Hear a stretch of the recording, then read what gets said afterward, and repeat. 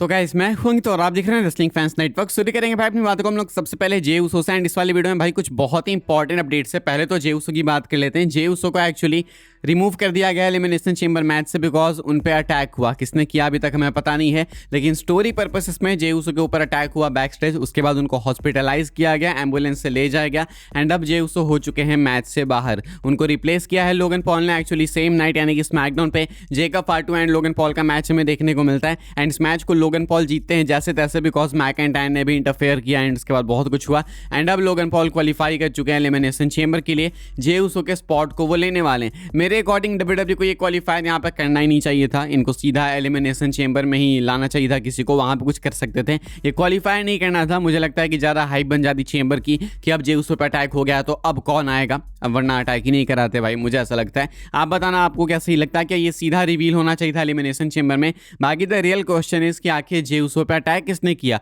Jacob फाटू का नाम था, लेकिन जेकब फाटू का अब लगता नहीं ना, क्योंकि वो तो क्वालिफाई ऐसे भी नहीं किए। वो अटैक इसलिए करते हैं बिकॉज वो क्वालिफाई करना चाहते हैं, लेकिन वो क्वालिफाई भी नहीं किए तो अटैक मुझे नहीं लगता उन्होंने किया है। मे बी सेमी ज़ेन या फिर ड्रू मैकइंटायर ने किया होगा या फिर ऑस्टिन थ्योरी, इन्होंने भी एक इंस्टाग्राम पे स्टोरी डाली थी, हो सकता है उन्होंने किया होगा। बाकी एक नेम और है वो क्रिस जेरिको का, हालांकि मुझे लगता नहीं है बट हू नोज एक नाम है तो मैं आपको बता दे रहा हूँ। फिलहाल जे उसो हो चुके हैं बाहर। मुझे लगता है कुछ हफ्तों तक वो बाहर रहेंगे। डब्ल्यूडब्ल्यूई वाले उनको महीने से पहले तो ले आएंगे डेफिनेटली, लेकिन कुछ दिनों तक आप उनको बाहर एक्सपेक्ट कर सकते हो। लेकिन क्वेश्चन है कि आखिर जे उसो ने किस पर अटैक किया, इसको लेके कोई अपडेट नहीं है, इसीलिए मैं ज़्यादा अभी यहाँ पे कुछ बोलना नहीं चाहूँगा। बट फिलहाल ये एक बहुत ही इंटरेस्टिंग अटैक हुआ है। आगे बढ़ते हैं भाई, हम लोग बात करते हैं अगली अपडेट के बारे में जो कि है मास्क मैन को लेकर। आज फाइनली स्मैकडाउन के एपिसोड में मास्क मैन को रिवील किया गया, लेकिन मास्क मैन है कौन किसी ने पहचाना ही नहीं भाई।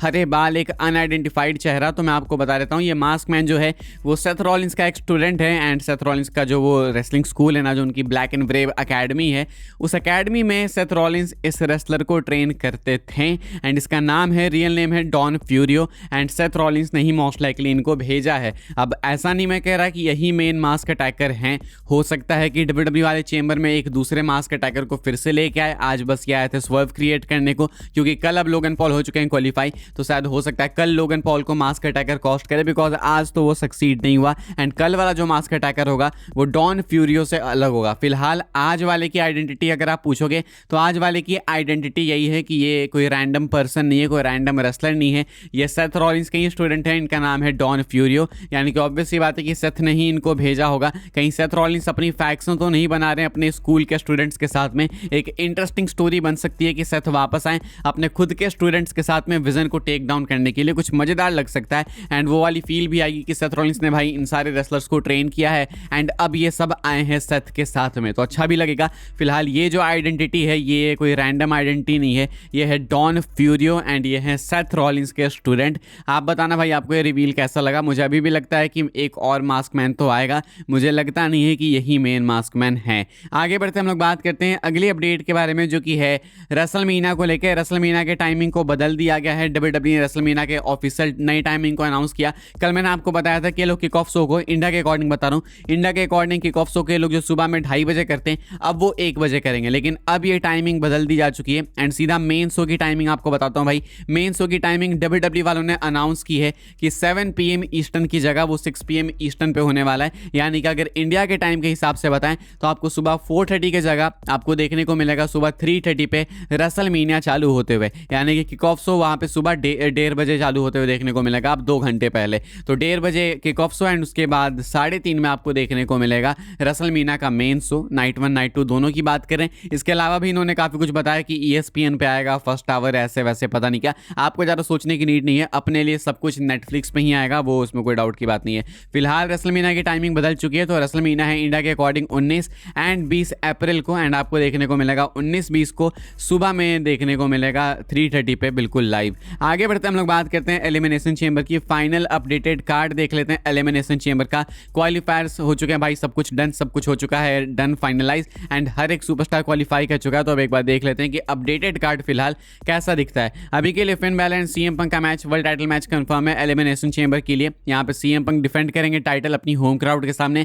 Then men's elimination chamber match आज फाइनलाइज किया गया। Cody Rhodes, Randy Orton, Je'Von Evans, Trick Williams, LA Knight and Logan Paul होने वाले मैच में। लोगन पॉल होने वाले थे नहीं, लेकिन इनको यहाँ पे डाल दिया गया। अभी क्वालिफाई कर चुके हैं जे फाटू को हराने के बाद, बिकॉज जे उसो पे किसी ने बैकस्टेज अटैक कर दिया। विमेंस एलिमिनेशन चेंबर मैच की बात करें तो उसमें Rhea Ripley, Asuka, Alexa Bliss, Stephanie Stratton, Raquel Rodriguez and Kiana James है। मुझे लगता है रिया रिप्ली यहाँ पे हैं, टाइटल ही आज ड्रॉप कर चुकी हैं स्मैकडाउन में, तो अब यहाँ से रिया रिप्ली के जीतने के चांसेस ज़्यादा बन जाते हैं। इसकी बात हम लोग खैर करेंगे शाम तक अच्छे से। मुझे लगता है कि रिया रिप्ली यहाँ पे जीत सकती हैं। एंड देन अपना बेकी लिंच, एजे ली का match, women's intercontinental title match. मुझे लगता है कि मेंस एलिमिनेशन चेंबर मैच अपना इस शो को मेन इवेंट करने वाला है। बाकी हम लोग आगे बढ़ते हैं भाई, बात करते हैं अगली अपडेट के बारे में, जो कि कोडी की तरफ से। कोडी ने बोला है कि इस साल के मीनिया को नज़रअंदाज मत करना। कोडी कहते हैं कि इस साल का रोड टू मीनिया मुझे मालूम है कि बहुत ही अनप्रेडिक्टेबल है, एंड लोग ऐसे कम आंक रहे हैं कि क्या है मीनिया, कुछ नहीं है इस साल का। लेकिन कहते हैं कोडी कि इस साल का जो मीनिया है वो एक स्लीपर मीनिया है, यानी कि रसल मीनिया भले देखने में कम लगे, ये लगे वो लगे,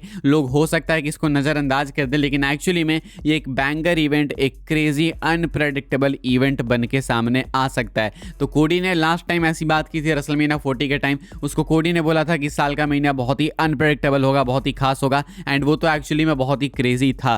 तो कोडी अगर उस टाइम सच बोल रहे थे तो आई जस्ट होप कि इस टाइम भी सच बोल रहे हूँ, एंड कोडी की बातें सच साबित हो, बिकॉज मीनिया को वैसे ही होने की नीड है जैसे वो रसलमेनिया 40 के टाइम पे थी, वरना रसलमेनिया में फिर मीनिया वाली फील आती नहीं है। कोडी कहते हैं कि मजा आएगा आपको। आगे बढ़ते हम लोग बात करते हैं भाई अपनी आखिरी अपडेट के बारे में, जो कि एक ब्रेकिंग न्यूज़ है।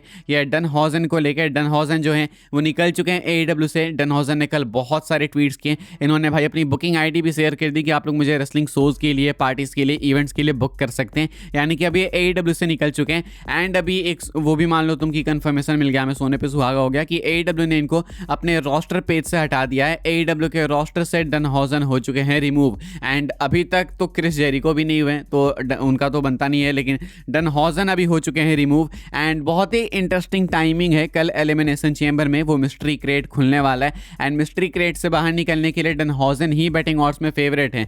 WWE को तो ऑब्वियसली पता होगा कि इनकी डील कब एक्सपायर होगी कब नहीं, एंड ये भी पता होगा कि ये AEW छोड़ने वाले हैं या फिर नहीं, तो मुझे लगता है शायद इसीलिए WWE ने ये मिस्ट्री क्रेट का एंगल क्रिएट किया। एक बैकअप प्लान डेफिनेटली इनके पास होगा, लेकिन मेन प्लान मुझे लगता है डनहॉजन का ही था, एंड अभी फिलहाल ये AEW से अगर निकल चुके हैं, सो देन आप लोग इनको कल एलिमिनेशन चेंबर के लिए एक्सपेक्ट कर सकते हैं। देखना होगा भाई कि आखिर इनको पॉप कैसा मिलता है। फिलहाल ये ब्रेकिंग न्यूज़ है, एंड ये है डनहॉजन को लेके कि ये AEW से निकल चुके हैं, बन चुके हैं free agent just before WWE elimination chamber 2026। फिलहाल भाई इस वाले वीडियो के लिए ये सारी अपडेट्स थी। आई होप सबको इन्फॉर्मेशन मिली हो, कुछ बहुत इन्फॉर्मेटिव हमें जानने को मिला इस वीडियो से। हमें पता चला भाई कि आखिर ये मिस्ट्री अटैकर था कौन, एक्चुअली में रियल आइडेंटिटी क्या थी। पता चला हमें कि डनहॉजन चेंबर से पहले फ्री एजेंट बन चुके हैं, so he could like debut tomorrow, ऐसा हो सकता है। तो बहुत ही इंटरेस्टिंग चीज़ें हैं फिलहाल चेंबर से पहले, कल बात करेंगे हम लोग और भी ढंग से एलिमिनेशन चेंबर के बाद, जब ये आ जाएंगे तब इनके बारे में। फिलहाल अभी के लिए इतना ही था। लाइक करें, शेयर करें, सब्सक्राइब करें, चैनल को फॉलो कर सकते हैं आप लोग। मुझे इंस्टाग्राम एंड ट्विटर पर लिंक आपको मिलेगा डिस्क्रिप्शन में, ज्वाइन कर सकते हैं व्हाट्सएप चैनल को, उसके भी लिंक है डिस्क्रिप्शन में।